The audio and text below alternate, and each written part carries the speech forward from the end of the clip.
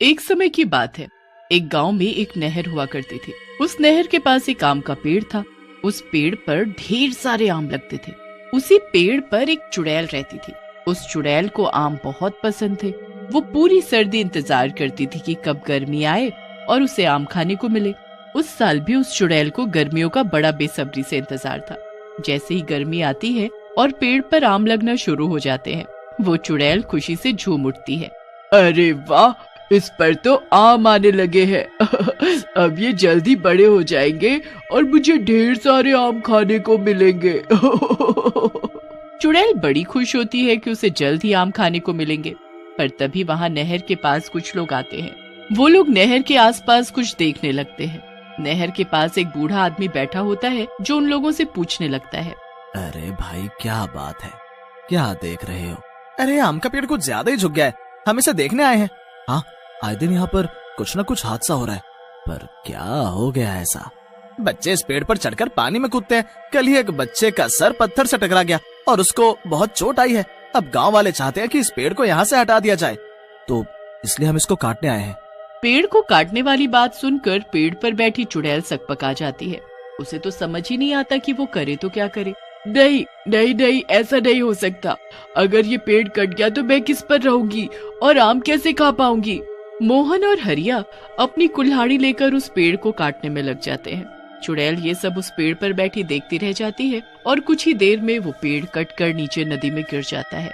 पेड़ पर बैठी चुड़ैल फिर भी उस पेड़ को नहीं छोड़ती और वो भी पेड़ के साथ नदी में गिर जाती है। ये तुमने अच्छा नहीं किया, मेरा घर मुझसे छीन लिया। मैं अब कहाँ रहूंगी और क्या खाऊंगी? चुड़ैल को आखिरकार उस पेड़ को छोड़कर नदी से बाहर आना ही पड़ता है। अब उस चुड़ैल को आम की भूख लगती है। वो देखती है कि कहीं कोई आम के पेड़ पर आम लगे मिल जाए तो वो आम खाकर अपनी भूख मिटा सके, पर उसे कहीं किसी पेड़ पर आम नहीं मिलते। वो चुड़ैल अब परेशान होकर यहाँ वहाँ घूम ही रही होती है। रात को जब चुड़ैल यहाँ वहाँ घूम रही होती है तो उसको मोहन 2 थैलियों में आम ले जाता दिखता है। चुड़ैल की आंखें इतने सारे आम देखकर चमक उठती है। वो तो आम के लालच में मोहन के पीछे पीछे उसके घर तक पहुंच जाती है। मोहन घर पहुंचकर अपने बच्चों को आवाज देता है। पिंकू, पिंकी, जल्दी आओ, देखो मैं तुम्हारे लिए क्या लाया हूँ। वाह, आम! मैं आज ही माँ से बोल रहा था कि मुझे आम खाने हैं।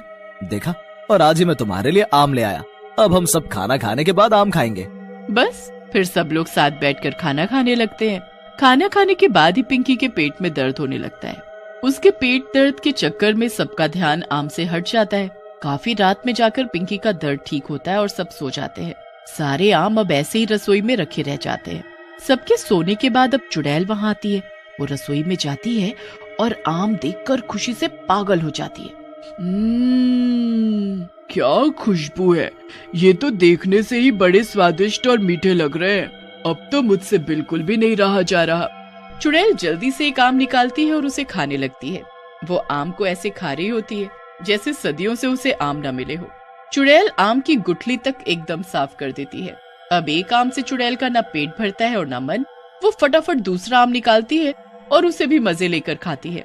धीरे धीरे करके वो चुड़ैल दोनों थैलियों के सारे आम खा जाती है और वहाँ बस छिलके और गुठलियां रह जाती हैं। आज तो मजा आ गया। ऐसे आम तो उस पेड़ पर भी नहीं लगते थे जैसे मुझे आज खाने को मिले हैं। चुड़ैल आम खाकर वहाँ से निकल जाती है। अब अगली सुबह पिंकू और पिंकी स्कूल के लिए उठते हैं। माँ, स्कूल के लिए आज एक आम भी रख देना। हाँ, मैं अभी दोनों के लिए आम रखती हूँ। अब जैसे ही मधु रसोई में आम लेने जाती है तो वहाँ छिलके और गुठलियाँ देखकर तो वो हैरान रह जाती है। वो गुस्से से पिंकू को आवाज देती है। पिंकू, इधर आओ अभी के अभी। माँ की आवाज सुनकर पिंकू जल्दी से रसोई में जाता है। तुमसे जरा भी सब्र नहीं हुआ ना? ये मासूम बनने की कोशिश मत करो। पिछले महीने भी तुमने झूठ बोला था और इतनी डांट खाई, पर तुम्हें तो डांट का कोई असर ही नहीं होता। पर मैंने क्या किया है माँ? तुमने ये रात को सारे आम खा लिए ना? मैंने तो एक भी आम को हाथ नहीं लगाया माँ। कल रात को पिंकी के पेट में दर्द हुआ, इसलिए हमने आम खाए ही नहीं थे और मैं तो पूरा वक्त कमरे में ही था। हाँ, ये भी सही बात है, पर फिर आम खाए तो खाए किसने? और वो भी इतनी सफाई से कि एक गुठली पर जरा सा गूदा भी नहीं छोड़ा। 1-2 दिन में वो ये बात भूल जाते हैं, पर चुड़ैल रोज कहीं न कहीं से अपने आम खाने का जुगाड़ कर ही लेती थी। वो कभी किसी के घर घुसकर आम खाती तो कभी किसी के। गांव के लोग बड़े ही अचंभे में थे कि आखिर आम गायब कहाँ हो रहे हैं। फिर एक दिन कुछ औरतें कुएं के पास खड़ी इसी बारे में बातें करने लगती हैं। जाने क्या हो रहा है हमारे तो पड़ोस में। क्या हुआ बहन? अरे 2 बार से हमारे घर से आम गायब हो रहे हैं। क्या बोल रही हो? एक दिन हमारे घर से सारे आम गायब हो गए थे और बस गुठली और छिलके ही मिले। हाँ, बस ऐसा ही कुछ मेरे घर भी हो रहा है। जब आम लाओ सुबह तक गायब। हाँ सही में, कल ये पूरे 5 किलो दशहरी आम लेकर आए थे। हम दोनों ने एक एक आम खाया और बाकी रख दिए, पर सुबह देखा तो आम की जगह बस गुठली और छिलके ही मिले। ये जरूर किसी आम चोर का काम है। कोई तो है जो सबके घरों से आम चुरा कर खा रहा है। अरे पर जो भी है, कोई क्या एक साथ 5 किलो आम खा सकता है? हाँ ये तो सही कहा तुमने। मुझे तो ये कोई मंकी मैन का काम लग रहा है। एक बार मैंने सुना था कि शहर में मंकी मैन घूम रहा है। बस सभी औरतें यही सब बेकार की बातें करती रहती हैं और चुड़ैल गांव से आम चुरा कर खाती रहती है। अब काफी दिन हो जाते हैं और लोग बड़े ही दुखी हो जाते हैं। उनको जानना होता है कि आखिर ये काम कर कौन रहा है। एक दिन गांव वाले उस आम चोर को पकड़ने की योजना बनाते हैं। वो गांव के बीचों बीच एक आम का टोकरा रख देते हैं और उसके आसपास जाल बिछा देते हैं।